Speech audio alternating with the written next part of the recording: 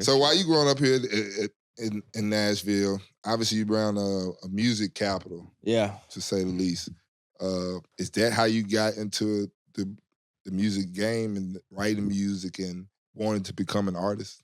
I would say it being around definitely had me aware of it, but just being like 8, 9, 10, whatever was on in my dad's truck was probably just like either sports talk radio or country music radio. My mom always had oldies on. And then what really a turning point for me was I went to see the Grand Ole Opry one night, and I was going to ask you about that. So there was the banjo was like the first. I was like, that's crazy cool. And so everybody got a guitar, banjo. So I wanted to play the banjo. Too. But around the same time, this lady that was babysitting me had a son at Lipscomb University, and she was also housing 2 of the basketball players on the university team, Freddie and Zoe. And I was like 10 years old, and I was over at Miss Linda's, and Freddie and Zoe were upstairs like making beats and making raps. And I went up there and I gravitated to that, and I was just in love. Like, we were making beats on the keyboard and stuff. I was like, this is awesome. And I'm freestyle rap. I've always been able to rap. And so my parents saw that I was taking interest in that. And Space Jam was my favorite movie. Ooh. And y'all know that Space Jam soundtrack. Yes. Oh, go. For a 10-year-old private school kid. Go. I'm out here. I hit him high, hit him high, hit him high. And you hit him. I'm going straight to the hole. You ain't got no game. I'm working, coming through Rocker Crane. You can't get none of this straight from the nest. But shake up or take a 3-point coming in. Get out the lane. I'm coming through. And if you don't want to move, I'm coming right through you. It's like inch by inch and a step by step. I'm moving into your position and a scotion in your motion now. And I'm in the 3rd grade, just like going either on or I'm fucking rapping Space Jam. So the rage was crazy. Always. So that my parents weren't musically inclined, but they absolutely were like, whatever. You want a banjo? Here's a banjo, guitar. Here's Space Jam soundtrack.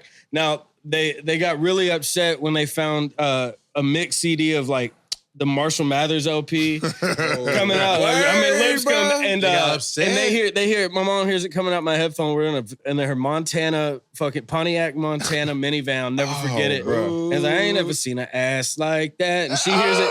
So she takes it out, puts it in the CD thing. Y'all listening to that? Just don't give a fuck. Came out. Hey, she took it out, snapped it in half. We not bobbing. She took it out, snapped it in half, threw it out the window, just like right over here.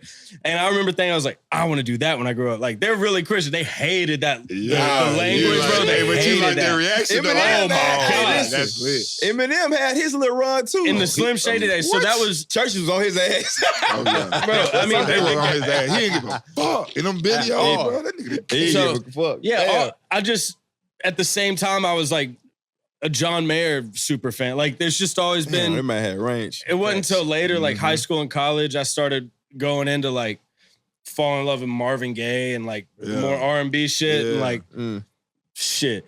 SWV, like Rain's one of my favorites. I listen to that probably once a day. At the same time, George Jones. Yeah, I've just always been all over the place musically, and country music. After years of rapping in Nashville, coming up through that, doing different shows.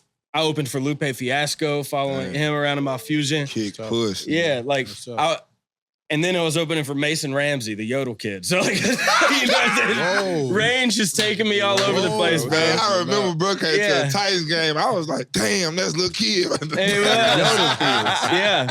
So between that, like, and everywhere in between. So, you know, country music was always right in front of me, and I kind of just went every direction but that because it felt maybe so obvious. Yeah. But all of the days I've spent writing raps or just freestyling in the back of somebody's car has all led to my creative process in a country music writing room where it's like, I'm not overthinking.